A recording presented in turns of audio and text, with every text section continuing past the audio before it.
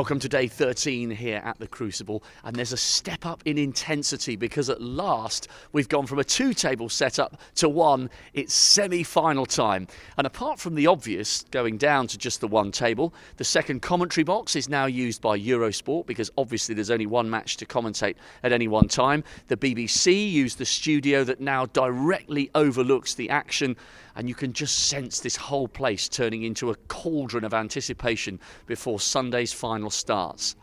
Okay, let's wrap up the drama from last night. It was absolutely incredible. By now, you'll obviously, of course, know that Stuart Bingham knocked out Ronnie O'Sullivan 13-9. All the guys in the press room were talking about how emotional it might be for Stuart Bingham, and he confirmed tears were shed after one of the biggest victories in his career.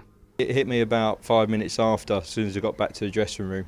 Or as I was walking back to the dressing room, then the emotions started. I got in the room and I had a few tears in my eyes. I rang the wife up and I started crying on the phone, and she sort of half cried as well. So that's when it hit. Obviously, my coach Steve Feeney, he came up and gave me a bit of a bear hug, and just over the moon. But when you think about how hard you've had to work to be accepted and to be a part of the game's elite, sort of 14, 15 years ago, before that win in Australia, if someone had told you then that you would be a multiple ranking event winner and you'd get to at least, because it's not over yet, a Crucible semi-final, would you have believed them? Not really, no. Obviously, the 15 years of being in the wilderness, really, and then I about 5 years ago started with my coach Steve, and since then I've gone strength to strength. I've seemed to, gone back to basics, and very happy with myself. Obviously got married, had a little boy, and I think that sort of settled me down with everything, and with all the tournaments on. I've just gone from strength to strength, and 5 years ago someone said you'd be in the semis after beating Ronnie. I'd have told them, you must be joking. Well, disappointment for the Ronnie O'Sullivan fans, but for many neutrals, a fantastic story for Stuart Bingham, who's been a pro for 20 years, to finally get a taste of the one-table setup here. And when he comes out to play Judd Trump, he will get a tumultuous reception from this generous crowd. So from a player who'll be experiencing it all for the first time to Barry Hawkins. Remember, this is a guy who took 6 attempts to win his first match here at the Crucible, and yet last night he qualified for his 3rd successive semi-final with that epic 13-12 victory over none other than Neil Robertson. Hawkins dug it out, as he did against Mark Allen, as he did against Matthew Selt. He's really got to grips with this famous stage, and understandably, he was slightly tired but absolutely elated when I caught up with him late last night after the match. I was just fortunate that Neil missed a couple of long balls, which he normally smashes in all day long. I thought I blew my chance at the start of the frame. I was in the balls, and I don't like to keep saying it, but I got a big bounce off the side cushion. The cushions were playing quite difficult, to be honest, but I thought I blew my chance then, and lucky enough he missed that long red, and I managed to hold myself together in the end.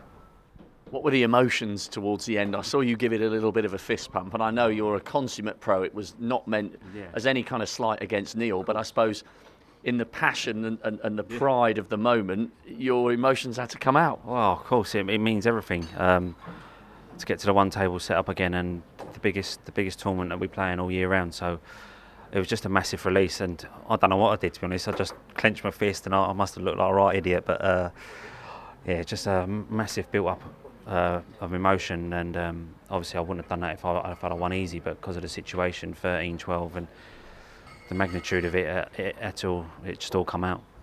So what a great story, and what a great development in the career of Barry Hawkins. But having coped with the pressure and the cauldron of taking on the Thunder from Down Under, would he really crack when it came to the biggest test of all on the Betfred World Micro Snooker table?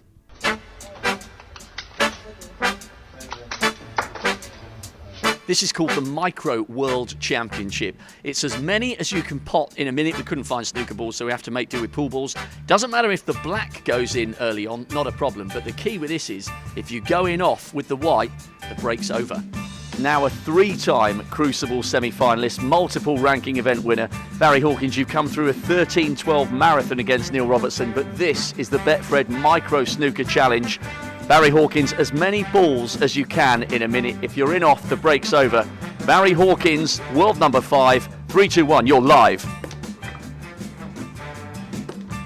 Here he goes.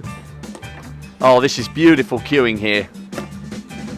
This man's been a pro for such a long time, top of his game here. First shot's at 5. Oh, this is just wild. Alan's done them all in 59/60 seconds. This is good, this is good. Oh yes, it's gone down.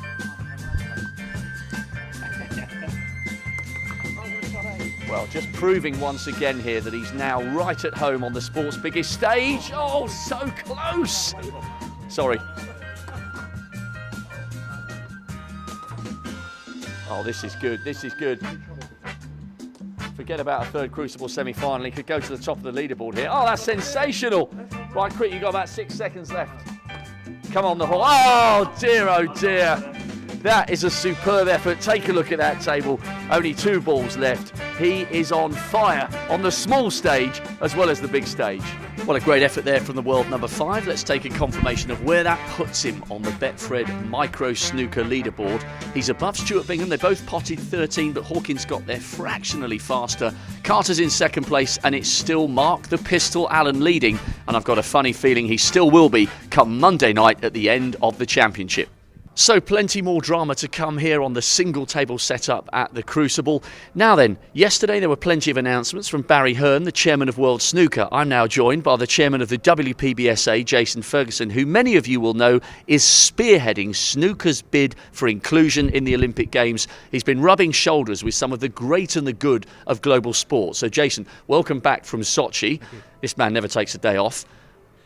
With an overview, how close are we to knowing and when is the decision going to be made? Well, to put it short, Rob, the door is ajar and we have got a chance of going through it. There are a number of sports actually bidding for those last 2 spaces in the Olympic Games. We've got the core sports that you see every time, like athletics, and then each year there is the opportunity for a number of sports to drop out and some sports to come in. Things are opening up a little bit now within the IOC. There seems to be a vision that more sports deserve an opportunity, and certainly based on the value of their television, the size of their sport, how much participation they have at grassroots level. And as we know, snooker is very, very big. We've now become one of those players in that game of potentially getting into Tokyo 2020. So there are 12 sports that we think are strong sports. There are a minimum of 2 spaces available in the Olympic Games. If the Japanese Olympic Committee decide that there is more sports that deserve that chance, then we may get in anyway. So, like I say, the door's ajar. There is a chance for us to get in. We are going to work extremely hard, as you know. Well, not only have you been working hard, but there have been some really good moves going on behind the scenes, because the conference you've just been attending was graced by Vladimir Putin. Bach was there, and you managed to get a couple of tables into the main exhibition centre where all the delegates walked through. So did you manage to get quite a few people at least being aware of snooker if they hadn't got to the point of completely understanding the sport? Brilliant use of visual aids. Well, thank you, Rob. I mean, we worked very hard. We put a Q zone in, as we have here at the Crucible Theatre. The Q zone was visited daily by delegates from all over the world, both in Olympic committees and from other major sports who are competitors. And it's nice to have a presence there and show how strong we are. I was very pleased to see the Russian sports minister playing snooker on the table, enjoying it, fascinated by the sport. And you know, billiards is very big in Russia. What's taken me back is actually how many people from all over the world understand our sport now watching it on television. As we know, 87 countries this is going to now. So, you know, our sport is growing and growing and growing in terms of its popularity, and this is putting us at the top of that tree, and I'm delighted with the progress. Okay, so let's be realistic. If things don't go well for Tokyo, presumably the fact that you're already on board with the whole process means that we'd be in with a good shout come 2024, wherever those games may prove to be. Absolutely, Rob. If we look at what we're really doing here, we didn't think we'd have any chance whatsoever at 2020. 2020, we thought 2024 was the earliest we would ever have a chance of going for. The opportunity was there, we went for it. But what we have done, we've built a profile. And what will really happen is we will pick up business along the way. We're now negotiating with new countries, new territories, new Olympic committees on developing our sport. If we can get those countries behind us, we can grow even further. And we will, like true sportsmen, when we get knocked down, Rob, we'll get back up again and we'll give it our best.